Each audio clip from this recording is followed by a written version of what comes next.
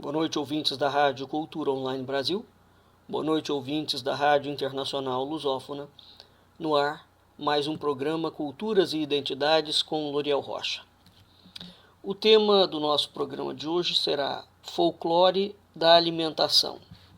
Para tanto, nós vamos nos basear na obra de Câmara Cascudo, do grande folclorista brasileiro, o maior talvez, Luiz da Câmara Cascudo, História da Alimentação no Brasil. Antes de começar, gostaria aqui de tecer umas breves considerações.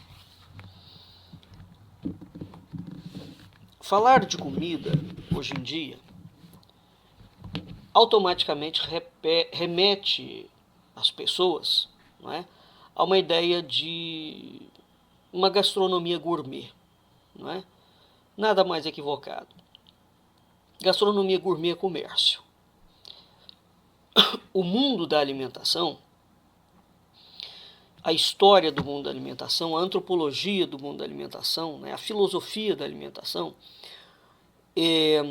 diz respeito ao funcionamento interno das sociedades, né? Quando nós vamos estudar o mundo da alimentação, nós podemos verificar, entender, estudar, aprender várias coisas. Entre elas, como se dava a relação do poder com o seu povo, né? Os poderes estabelecidos. E mais do que isso, como funcionava efetivamente aquela cultura em si, dado que o universo da alimentação diz respeito ao funcionamento interno das famílias. Durante muitos anos, quando eu dava aula na universidade para os alunos de arquitetura, mostrei por diversas vezes que uma das grandes causas do esfacelamento da ideia de família foi exatamente a destruição ou a diminuição do tamanho das cozinhas, né? Você pode pensar, isso não tem relação? Tem, claro que tem. Tem tudo a ver. Além da propaganda mercadológica, né, quando nós vamos ver as plantas baixas, portanto estou falando de arquitetura, as plantas baixas das casas até o século XIX, né, final do século XIX, as cozinhas são imensas. Você fala, é porque tinha muita gente. Não necessariamente, não é? A família às vezes era pequena, mas por que a cozinha era grande? A cozinha era grande porque a casa era um elemento de estruturação social, sociocultural, né? Na casa as pessoas recebiam, as pessoas conversavam sobre cultura, as pessoas eram educadas, realizavam-se grandes festivais, grandes encontros, né? A estrutura e a ideia de família era sempre solidificada ao redor da mesa. Isso é uma perspectiva. Existe a grande perspectiva educacional, não é? Todo mundo que tem mais de 50 anos e que pôde conviver com avós, tios, pais, primos, fora dos grandes centros e mesmo dentro dos grandes centros, não é? Em determinados lugares, sabe-se que a mesa sempre foi um componente essencial. Porque quando a criança ou quando o adulto era levado à mesa, a mesa tinha regras, tinha uma hierarquia, né? Tinha uma lógica na prestação do serviço culinário e da apresentação dos pratos. Mais do que as preparações deliciosas, saudáveis, confortativas, que são hoje completamente ignoradas, o que estava entrando naquela vastidão daquele mundo de alimentação? Estava entrando uma série de códigos normativos, sapienciais, não é? A criança aprendia a conversar, aprendia a ceder o seu alimento, aprendia a receber uma pessoa, né? Aprendia uma ideia de ordem e de hierarquia, não é? Então, ao redor da mesa, esculpe-se o espírito dos homens e a face das nações. Ora, à medida que, arquitetonicamente falando, as cozinhas das nossas mães, das nossas avós, se transformaram num corredor, não é? A estrutura social degringolou por completo. Nenhum governo tem a capacidade de estruturar família. As famílias são uma relação interpessoal entre marido, mulher, filhos, mesmo que não tenha filho, não é? Então, o mundo da alimentação, a gente vê todo um setor produtivo que até o alimento chegar na nossa mesa, se a gente analisar sobre um aspecto meramente material, né, até o alimento chegar na nossa mesa, ele passou por um longo percurso, né? Então, abstraindo isto, quem trabalhava e morava na fazenda, geralmente comia-se o que era produzido na fazenda. Uma outra coisa ia-se na venda, né? ou nos mercados, nos grandes empórios, mercado não como existe hoje, né? Mas aqueles atacadões, comprava comida, né? Alguma outra coisa que estava faltando. Mas, enfim, à medida que as cozinhas foram sendo destituídas da sua estrutura iniciática, não é? Da sua estrutura de conjugação e de agregação e de unificação das famílias, a sociedade foi ficando completamente desorganizada. A gente hoje pode pensar que as pessoas voltaram a ter um apreço pela cozinha, de certa forma, mas uma cozinha desorganizada, não é? Uma cozinha que virou sinônimo de pedantismo, uma cozinha que é aquela cozinha que é apresentada nos programas de televisão, onde o indivíduo está ali para fazer bonito. Uma cozinha não é para você fazer bonito. Uma cozinha é o centro, é o grande centro de hospitalidade de uma casa. Aliás, é o maior centro de hospitalidade de uma casa. A cozinha é, dentro de uma família, o grande ágape, aqui num sentido inclusivamente cristão do termo, não é? A cozinha é o grande elemento de solidificação das famílias e da sociedade. Ora, aquele que é considerado o inventor da gastronomia moderna, o francês Brillat Savarin, ele tem algumas frases curiosas, não é? Vou citar algumas. Os homens pastam, os animais pastam, os homens nutrem-se, mas só o homem inteligente sabe comer. O destino das nações depende essencialmente da maneira por que elas se alimentam. Dize-me o que comes, dir-te-ei quem tu és. O prazer da mesa pertence a todas as idades, a todas as condições, a todos os países, a todos os dias. Pode-se combinar com os demais prazeres, de cuja perda ele nos consola, ficando em último lugar. Isso é uma verdade, tudo que ele falou é verdadeiro, mas isso aqui eu quero explicar para quem não entende. O homem tem sentidos, não é? Esses sentidos lhe conferem prazer. Uma boa música, um belo quadro que eu vejo, um tato agradável, por exemplo, quando eu toco numa seda, não é? Agora, todos os sentidos humanos, com o passar dos anos, eles vão declinando. Ao contrário deles se aprimorarem, eles declinam. Eles vão perdendo a sua função. A gente vai deixando de escutar, a gente vai deixando de ver bem, né, nós vamos deixando de ter sensibilidade tátil. Curiosamente, dos 5 sentidos humanos, o único que não declina, pelo contrário, que aprimora-se com o passar do tempo, é o paladar. Aliás, um dos sinais gravíssimos de ausência de saúde, portanto de doença, é a perda do paladar. Não é? Então, o paladar não é um sentido para matar a fome.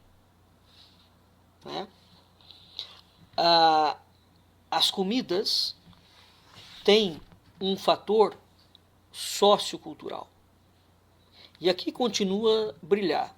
Ele fala o seguinte: convidar alguém é incumbir-se da felicidade desta pessoa, enquanto ela estiver na nossa casa.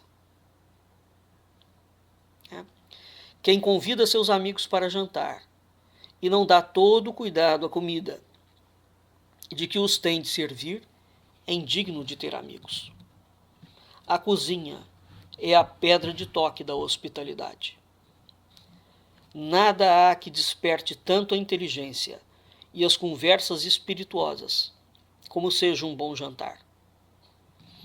O homem inteligente paga os obséquios de um bom jantar pelo gasto e amabilidade da sua conversação.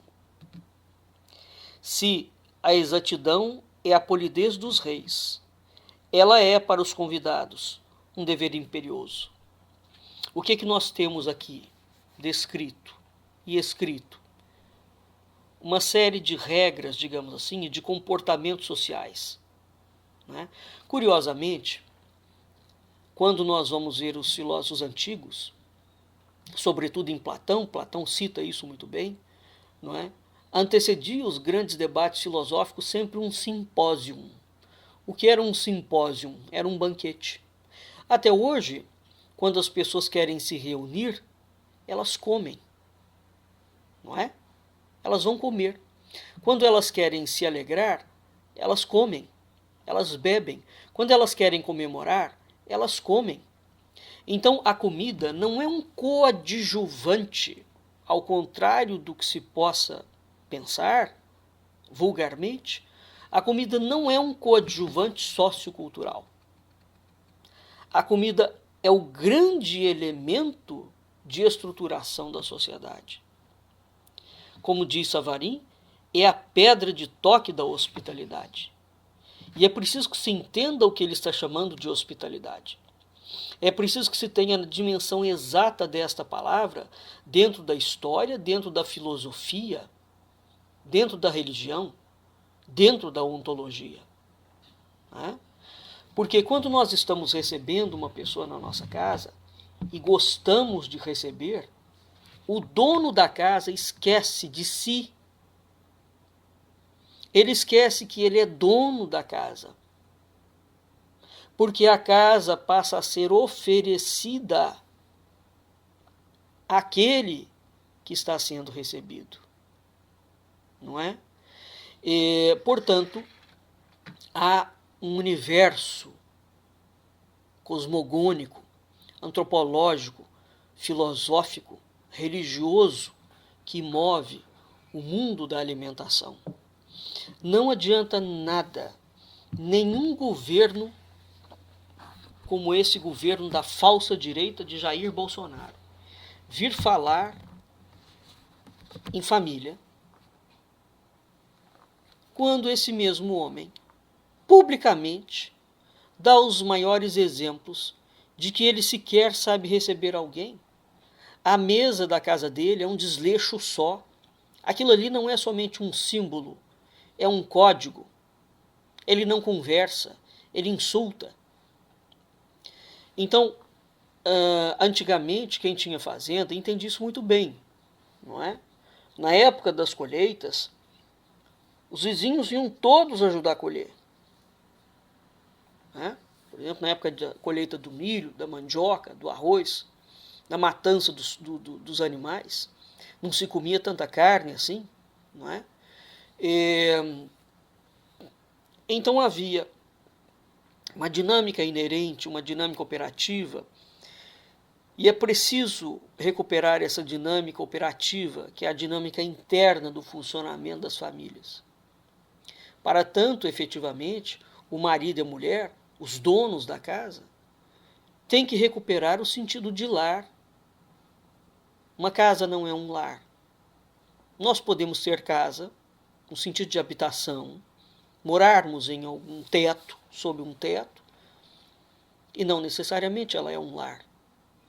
A distinção é muito grande e é intransponível. O homem atual tem moradias, ele vive em casas, raros têm lares. Então, uma das grandes causas realmente da desgraça do mundo foi a destruição do lar. E não há um lar sem cozinha. Sinto muito. Não existe mesmo.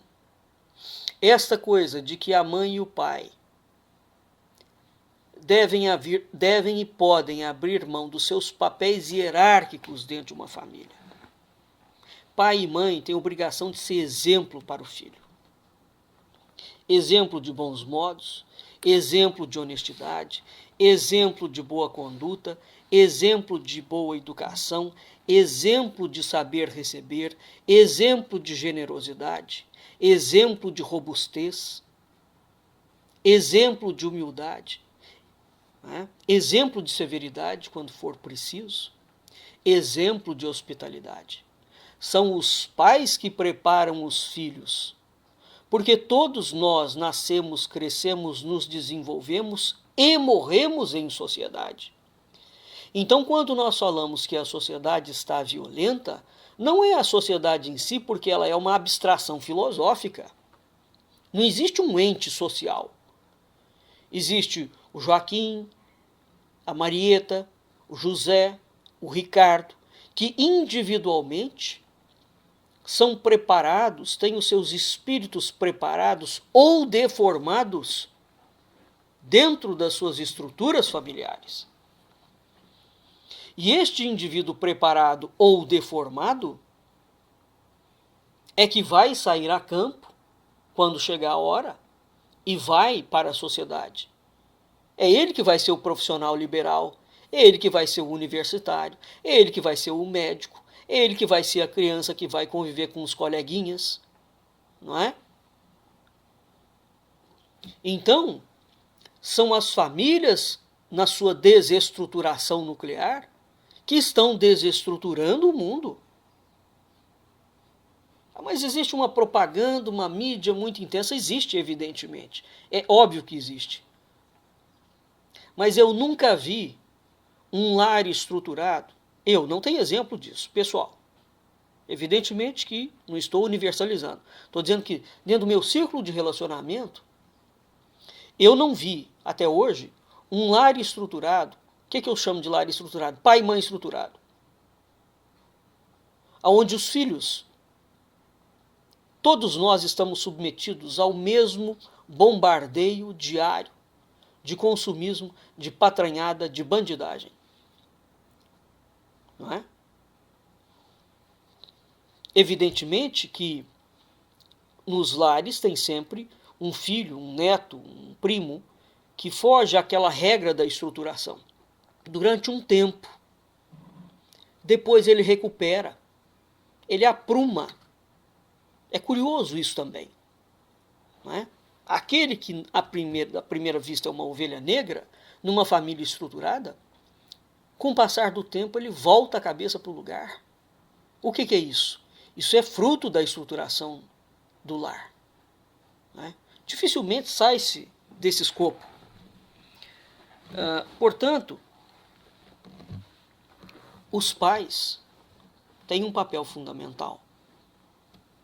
É preciso recuperar os lares do mundo, sobretudo no Brasil, onde as pessoas estão absolutamente violentas, mal educadas, grosseiras, sem o menor traquejo social, descompostas. Não é? O resultado disso, evidentemente, é uma sociedade violenta. Então a violência não é só o bandido que coloca ela, não. Porque quem vai resistir ao narcotráfico? É a lei? Não, a lei cumpre o papel dela se houver um delito. É a família o grande centro de resistência democrática. É a família o grande centro estruturador do nosso espírito. É a nossa casa, é a nossa mesa. São as conversas e os exemplos que nós temos com nossos pais. E quando eu falo exemplo, eu falo em exemplo mesmo. Os pais de antigamente não ficavam falando aleatoriamente. Eles davam exemplo, e exemplo é uma coisa que você dá no silêncio. Você não fala. Tanto é que quando o pai de verdade, a mãe de verdade fala, aquilo tem um peso quando ele corrige, e ele não precisa bater para corrigir, porque o exemplo é corretor. O exemplo é corretivo. O exemplo é inspirador. O bom exemplo. Mas o mau exemplo também se transmite. O mau exemplo também a criança apreende. Também a criança replica. Porque a criança não tem um universo mental, intelectual, formado, comportamental. Qual é o espelho próximo dela? Qual é o referencial dela? É a família. Esse é o seu núcleo. Então, a partir daquele núcleo, ela vai se estruturando ou desestruturando enquanto pessoa, e quando ela chegar na sociedade, ela estará composta ou descomposta, psiquicamente falando, animicamente falando. Não há desculpa aqui. Né? Ou as pessoas realmente param de cobrar do governo coisas que não é da alçada dele, e não é ele que pode dar, e tampouco é a religião. Essa estruturação pessoal é dada dentro da família. Muito bem. Uma introdução longa, mas veja, a comida não é para matar a sua fome. Não se come para matar fome. Comida é convívio. Você não come isoladamente. Todos nós, repito, nascemos, crescemos, nos desenvolvemos e morremos em sociedade. O mundo da alimentação, dentro da família e fora dela, é a forma mais estruturante de estruturar, ordenar, regular, priorizar, embelezar os lares e o mundo.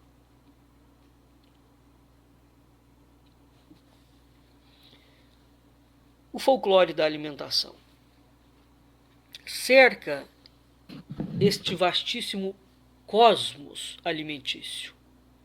Os judeus têm uma coisa fantástica, os árabes também, né? Os cristãos têm um apreço moderado pelo mundo da alimentação. Isso é uma coisa muito curiosa, né? E, a meu ver, uma deformidade. Quase todas as culturas do mundo apreciam e têm um cultivo muito próximo com a mesa. Né?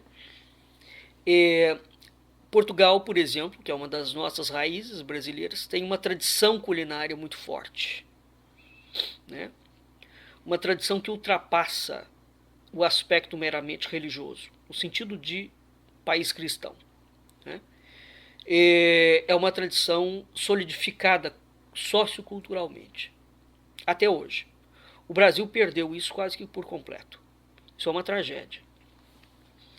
Cerca o mundo da alimentação situações muito interessantes, onde mitos, folclores, lendas, saberes, né, onde nós vamos estudando e vendo todo um desenrolar histórico ali. Né? Um dos maiores escritores portugueses e um dos homens que mais escreveu o funcionamento interno dos lares foi exatamente o Eça de Queiroz. Eu gosto muito do Essa, tenho quase todas as obras dele, já li quase todas as obras do Essa. O Essa é, de todos os autores portugueses, o que mais falou sobre comida, né? Então o que, que nós vemos ali? Nós vemos Portugal por dentro, né? Bem, o Câmara Cascudo, nesta obra dele, Folclore da Alimentação, nós temos poucas obras brasileiras, ou da tradição luso-brasileira, né, que são citadas. A gente tem a cozinha da rainha de Dona Maria, da princesa Dona Maria. Nós temos o cozinheiro imperial, nós temos o cozinheiro nacional. São as três grandes obras de referência quando se fala em estudo antropológico, histórico, né, da gastronomia. O Cozinheiro Nacional, por exemplo, é uma obra formidável. O Senac, a última edição dessa obra foi em 1910. O Senac fez uma edição, juntamente com a Ateliê Editorial, onde ele editou a obra integralmente. Desde 1910, o Cozinheiro Nacional não tinha sido editado. Então o Senac editou. Eu recomendo a compra, porque de fato tem mais do que um universo de receituários ali.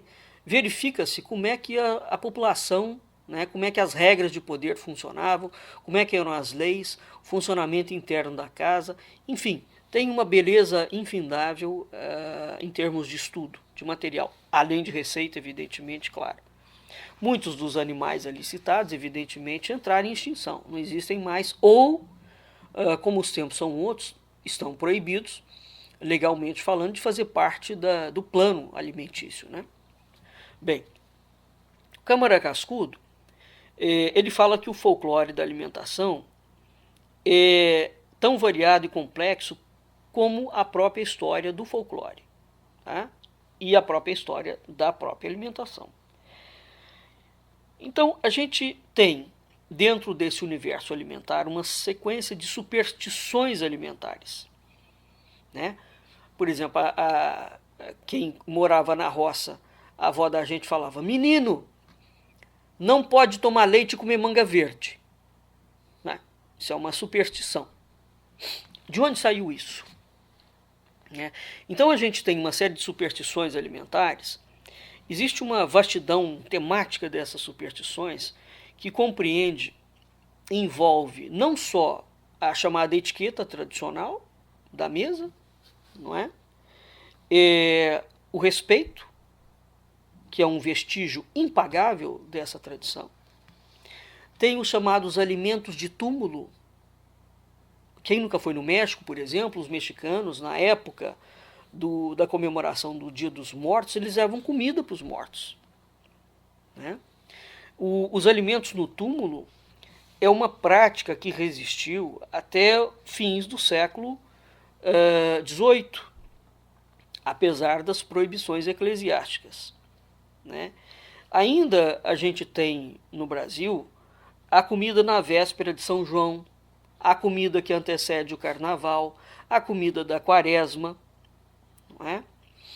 Então essa comida, por exemplo, na véspera de São João, que se dá na noite de 23 e 24 de julho, ela tem que finalidade? Ela é oferecida para o espírito do futuro noivo vir servir-se visível em sonho. Né? Por exemplo, no candomblé, atira-se o presente para Iemanjá. Não é? Os santos, no candomblé, são os santos que comem. Isso é uma coisa muito curiosa. A comida é oferecida ao santo. E há comidas, depois que a comida foi oferecida ao santo, é que o filho do santo pode saborear. Ou não. No caso do chamado despacho, vamos dizer assim, ou de um trabalho, a comida é oferecida ao santo e ninguém pode tocar. Né? Então, o abate ritualístico que tem o muçulmano, que tem o judeu, que tinha o cristão, né, que tem o candomblé, faz parte desse espírito. Ora, os bantus, por exemplo, tem, naturalmente, seres sobrenaturais, no caso de Iemanjá, não é? Que recebem ofertas sob as águas. Tá? Em Angola, em Quianda, é festejado em Luanda, como em Achiluanda, que é a ilha, os negros jogam alimentos e objeto de culto nos locais indicados como residência da deusa Quianda. Né? No centro da Roma antiga, ainda se atira até hoje moeda de prata nas fontes públicas, como se fazia no tempo do imperador Augusto. Por exemplo, Suetônio, na obra Augustus, fala isso. Né? É muito rara a fonte europeia onde a gente não encontra vasos votivos, moeda, ex-votos, né? Que vão fazer menção a uma série de práticas, entre elas a prática alimentar. Né?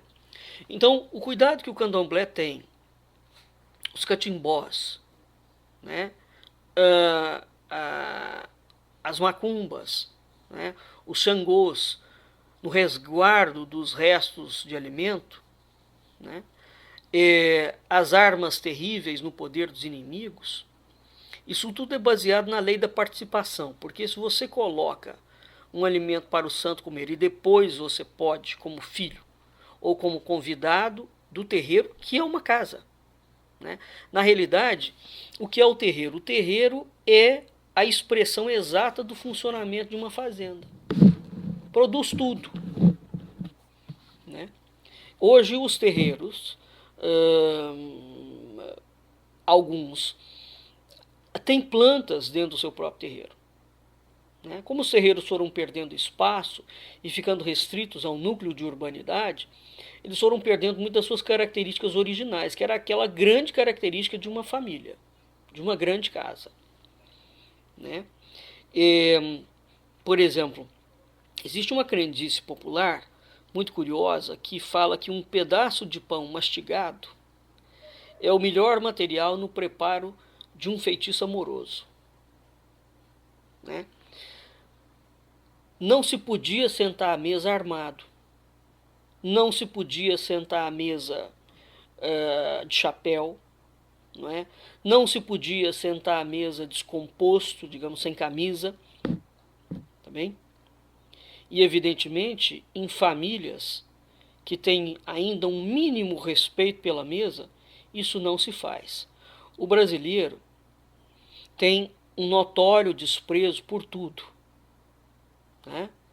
Isso vem do índio. Não, o índio anda nu, normalmente. Anda nu.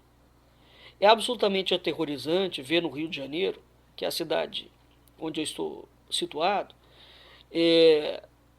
determinados restaurantes, e restaurantes bons, não é? Permitirem indivíduos entrarem sem camisa dentro de restaurante. Eu, pessoalmente, não frequento esse tipo de lugar, não é? Mas vejo acontecer. Ora, existe uma relação exata. Se você está na praia, tem os restaurantes de beira de praia, tem boteco. Comida não é boteco.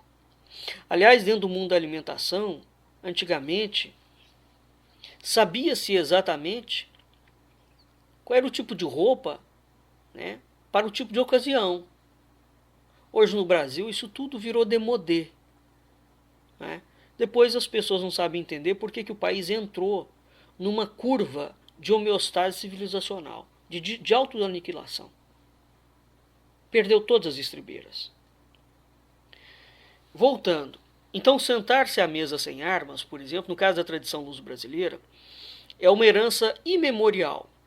O rei Dom João I, em Portugal, quando ele se encontrou em Ponte da Barca com o Duque de Lencastre, né, o João de Gante, que seria o seu futuro sogro, ele cumpriu esse preceito.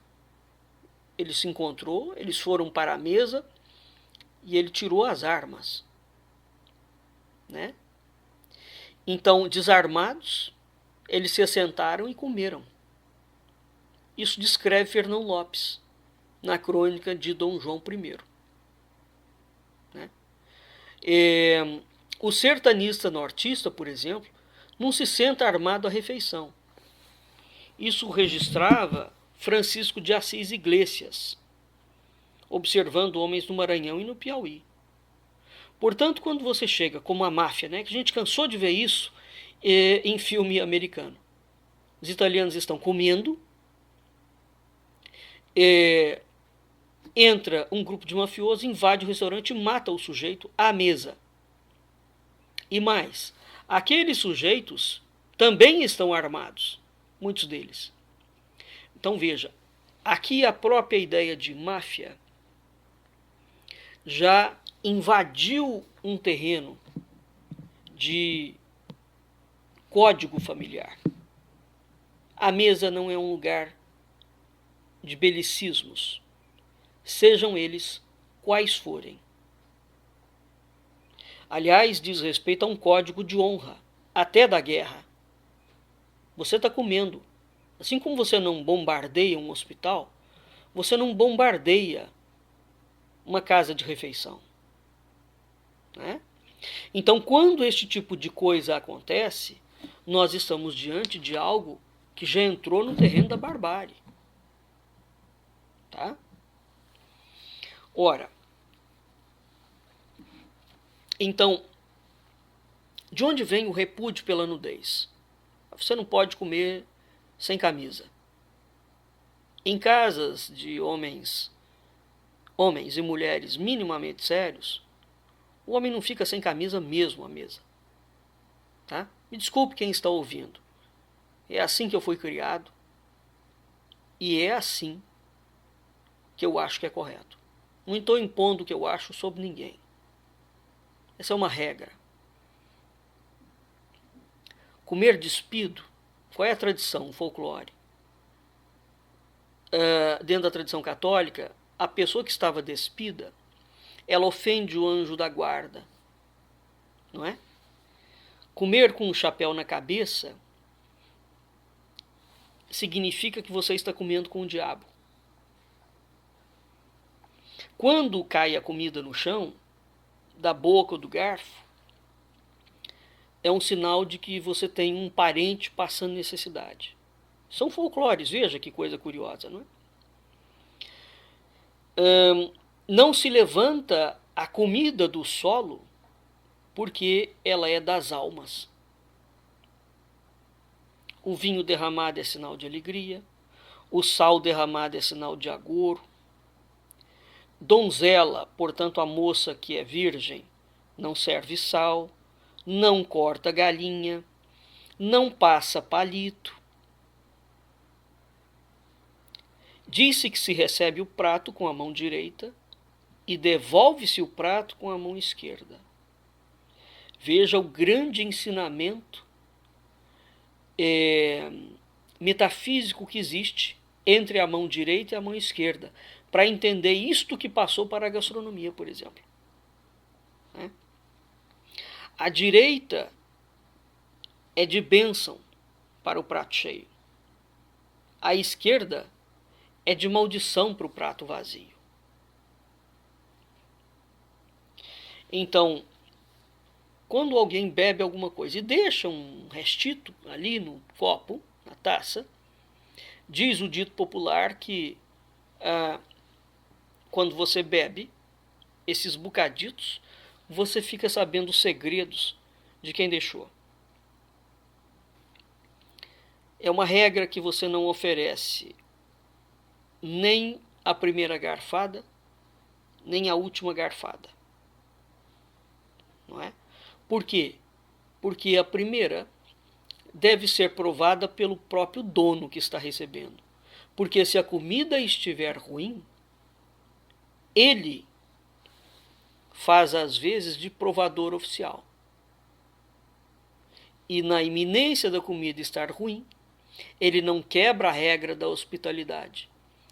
Ele não pretende adoecer o seu conviva. Então ele manda fazer um outro prato. Não é?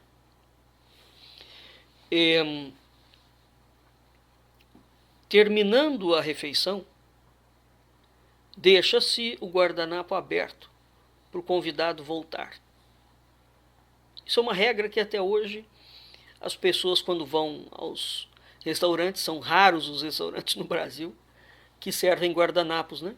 A maior parte dos guardanapos de tecido. A maior parte dos guardanapos hoje são guardanapos de papel.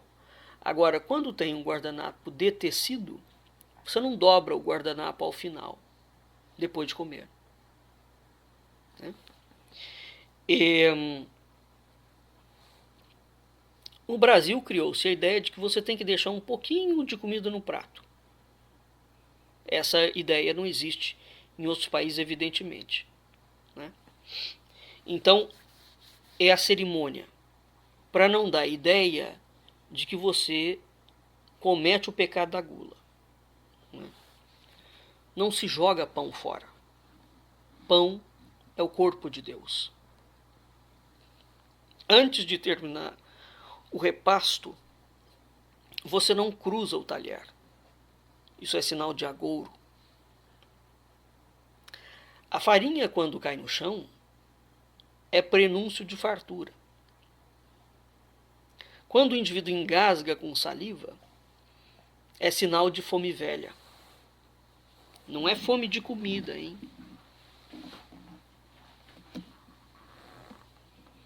Das aves, o pedaço de honra é oferecido sempre ao homenageado, ao recebido.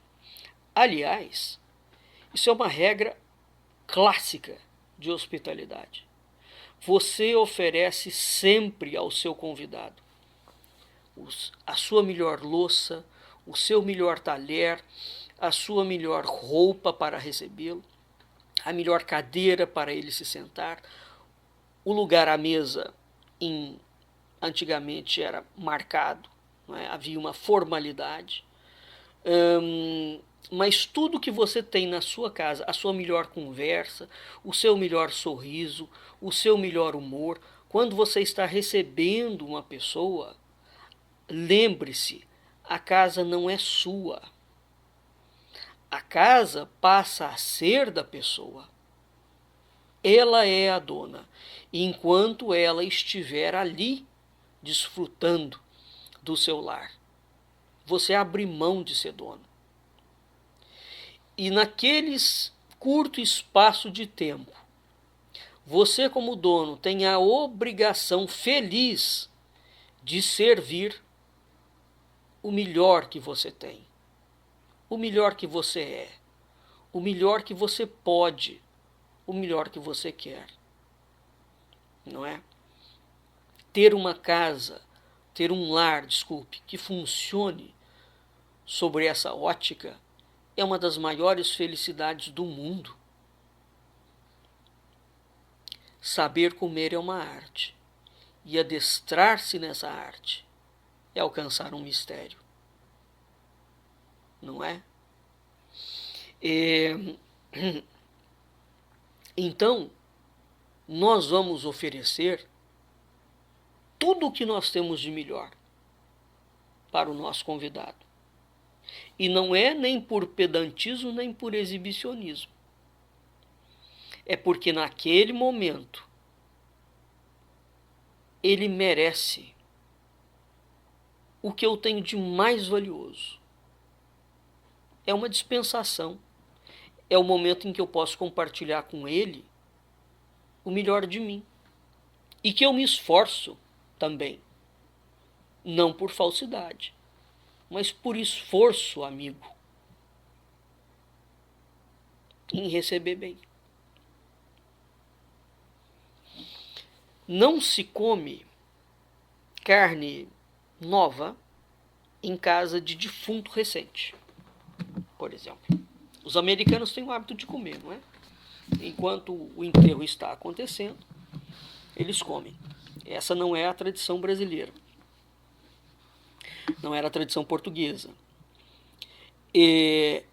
Enquanto se come, se evita xingar, usar nome feio, brigar à mesa, para não desrespeitar novamente a ideia do anjo da guarda, não é? Que assiste o comer dos cristãos. Então essa é uma ideia bem cristã. A regra antiga dizia que a mulher não bebia vinho antes dos homens, né? Mesmo que haja pessoa de respeito à mesa, o primeiro pedaço é dado ao dono da casa. Por quê? Para não desejar a morte do dono, para que aquela casa esteja sempre aberta para quem ele recebe, né? Existem outros costumes curiosíssimos, quer dizer, por exemplo, a donzela não ficava na cabeceira da mesa, porque senão ela ficava solteira, né? Acabada a refeição, os convivas postos nas extremidades da mesa, evidentemente que essa lógica só serve com mesa quadrada ou retangular, não é? Os convidados postos nas extremidades, levantando-se, devem saudar para que cada um deles não morra antes do final do ano. Então, está entendendo a quantidade de memória, né, de código que ficou dentro da reserva familiar, né? Dinheiro em mesa de comida provoca miséria. Isso é uma coisa muito estranha da gente ver, porque a gente está cansado de ver cenas, seja de filme, seja de restaurante, eu já vi vários, os indivíduos comendo com carteira sob a mesa. Não é? O que está fazendo o dinheiro sob a mesa? Além de tudo, nós temos os alimentos interditos, quer dizer, aqueles alimentos que são proibidos numa determinada regra do ano, né? Proibidos dentro da alimentação. Existe uma tradição vulgar na Europa e na América que é o chamado tabu dos 13. Então você evita de levar 13 pessoas a uma mesa de refeição, né? Esse tabu vem desde a época de um decreto em Roma, que foi dado no dia 13. Né? Ora, Hesíodo, que viveu 7 séculos antes de Cristo, já aconselhava que não se pode semear no 13º dia. Salomão também falava sobre isso. Né? Na festa em Asgard, onde morreu o deus Balder, estavam presentes 13 seres divinos. Isso não tem só uma relação com a condenação dos templários no dia 13. O número 13 tem uma larga tradição, né, em relação a isso. Então os cristãos vão passar, e não só os cristãos, a lembrar do 13 como um dia doloroso, né? Enfim, aqui para finalizar, porque nós estamos chegando ao final, eu quero deixar algumas comidas, e é interessante, pouquíssimas pessoas sabem disso. Você coloca um folclore, né, invoca uma comida, né, e aquela comida significa uma situação social, boa ou má, né? Por exemplo, o indivíduo, angu é um prato, né? Por outro lado, quando você fala assim, nossa, isso deu um angu terrível, você está falando o quê? Que teve uma complicação, uma briga, uma bagunça. Tem até a expressão angu de caroço. Essa situação virou um angu de caroço, que é uma briga. Quando você fala assim, o indivíduo é um arroz doce. Arroz doce, né, é algo que você está chamando a pessoa de vulgar, de banal, de comum. É algo absolutamente pejorativo mesmo, né? Tem até o famoso arroz doce de pagode, quer dizer, que é aquele indivíduo que vai em todos os lugares sem ser convidado. Tem um indivíduo que, quando ele está muito mal-humorado, muito caprichado, né, muito zangado, usa-se o termo de falar que essa pessoa hoje está um azeite. Né? Quando você quer insultar uma mulher, xingar uma mulher, ou qualquer pessoa, mas sobretudo uma mulher, você chama ela de bacalhau. Né? Bacalhau é uma mulher magra, enrugada, né? Mal vestida, um bagaço, em suma, né? Se você quiser chamar alguém, um homem, de covarde, de tolo, de amaricado, né? Você fala que ele é um banana, né?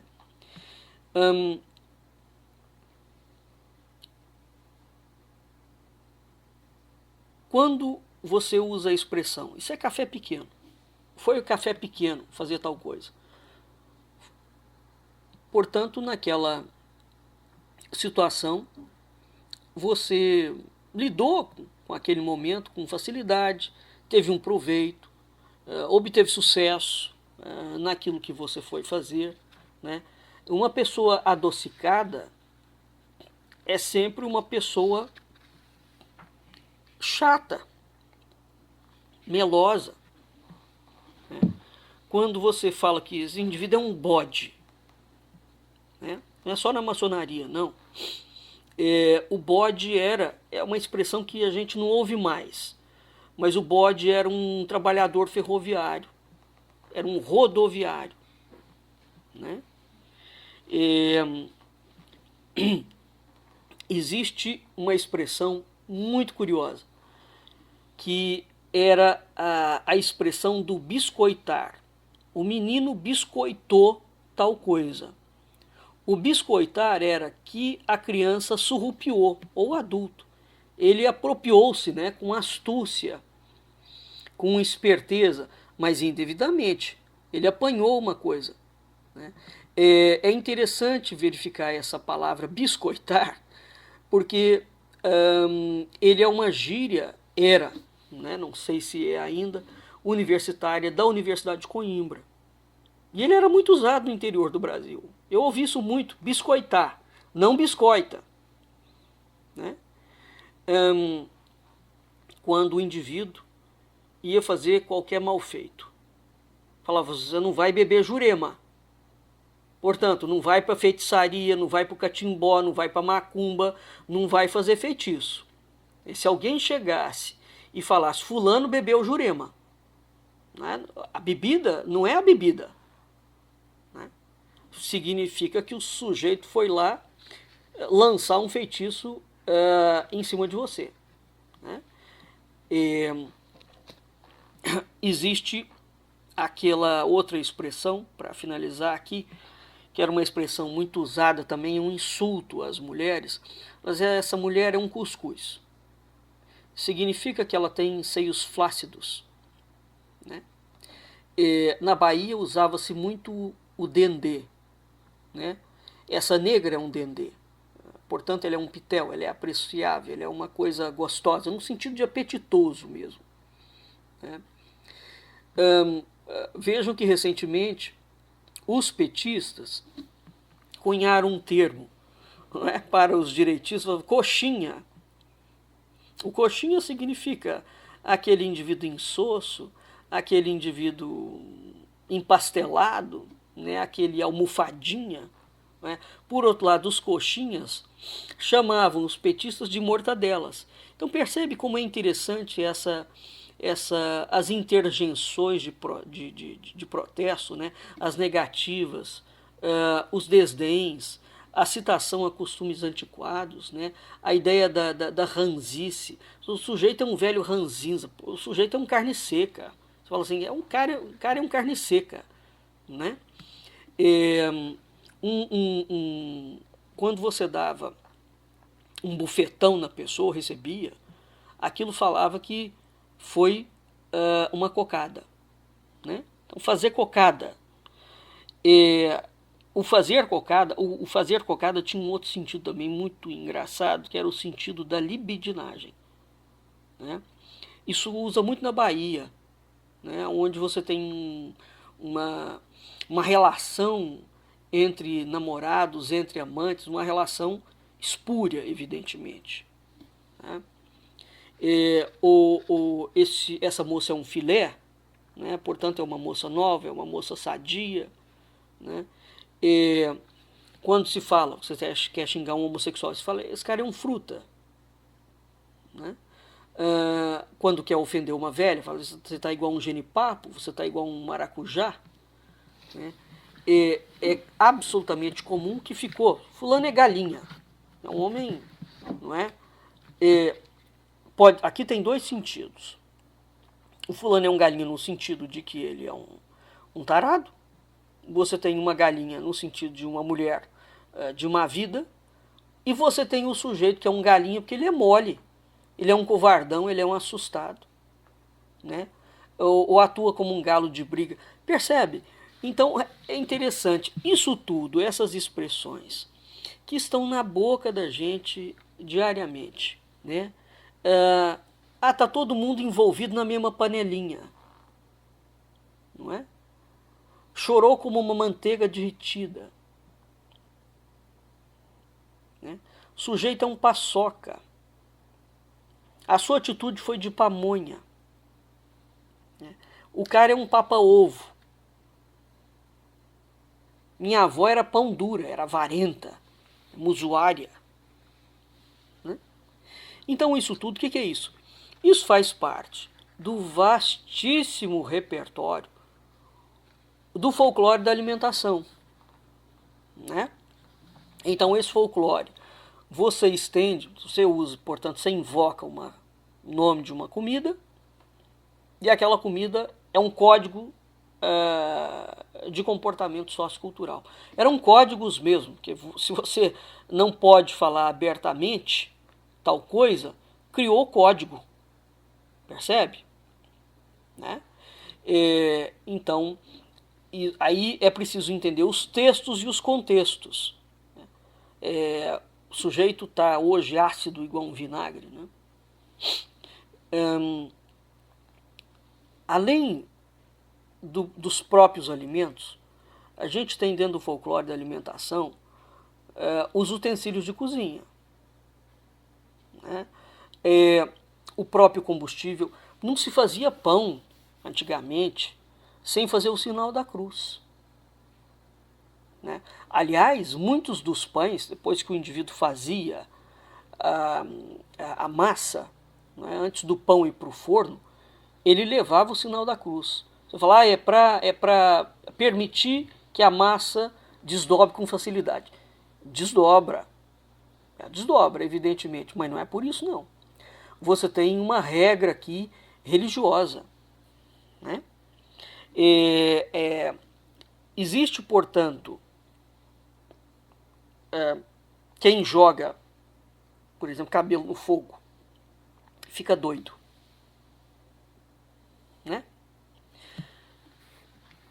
Ora, há um outro hábito muito apagado, mas ainda encontra-se no interior do Brasil, que é assim, a pessoa quando está acendendo um fogo, ela não pragueja, né? Ela não lamenta. E se o sujeito, isso é um negócio difícil, porque se o sujeito não souber acender fogo, você xinga, né? Você pragueja. Então aquele fogo acendido com praguejamento, o que está dentro dele? Aquela comida que vai cozer, que vai assar, que vai fazer qualquer coisa, é o diabo que vai estar te ajudando a fazer aquela comida. Então, essa comida é uma comida descombubulada. É uma comida descomposta. Né? Dentro dessa ideia de que quem está descomposto é porque está com o diabo no corpo, o ajudando, você tinha a regra de que você não prepara comida descomposto, com pouca roupa, seminu. Né? Comida esturricada também é influência do demônio. Tá bem? Então, tem o folclore da alimentação, é uma das coisas mais deliciosas do mundo, porque você tem o folclore da panela, da frigideira, da caçarola, né? Dos talheres, dos tipos de comida, do comportamento que você vai ter à mesa, né? De como você acende o fogão, o fogo, como é que você mantém o fogo queimando, né? Como é que você faz para lidar com os grãos, com os frutos, com os legumes, com as flores, com os animais, com as sopas. Por exemplo, cozinheira de mau humor, A cozinheira, quando está de mau humor, fica batendo na panela, na caçarola, né? Você não bate na panela porque o dito antigo falava que você estava cutucando o demônio. Entendeu? De modo que há uma sequência de crendices dentro e de devoções, né? Crendices devocionais e crendices infernais. Então, o universo da cozinha, ele envolve uma sabedoria que te remete ou para as hierarquias celestes ou para as hierarquias infernais. Tá bem? Então há uma regra dosimétrica disciplinadora no tocante aos temperos, à cocção, a quantidade de sal que você põe. Isso tudo vai estar atrelado ao seu sentimento, à sua alma, à intuição do cozinheiro. Enfim, o mundo da alimentação é um mundo poderosíssimo. O sujeito avarento, só para a gente finalizar, o sujeito avarento, o sujeito pão duro, o sujeito mesquinho, por exemplo, ele não serve comida. Ele controla a comida. Né? É aquele indivíduo que você entra e ele vai, ou ele não te serve nada, ou o que ele te serve é péssimo, ou ele esconde a comida.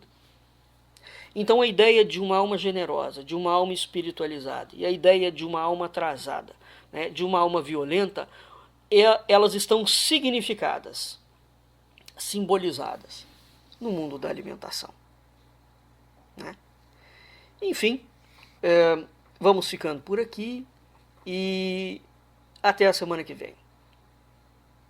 Lembre-se, saber comer é uma arte, e adestrar-se nessa arte é alcançar um mistério.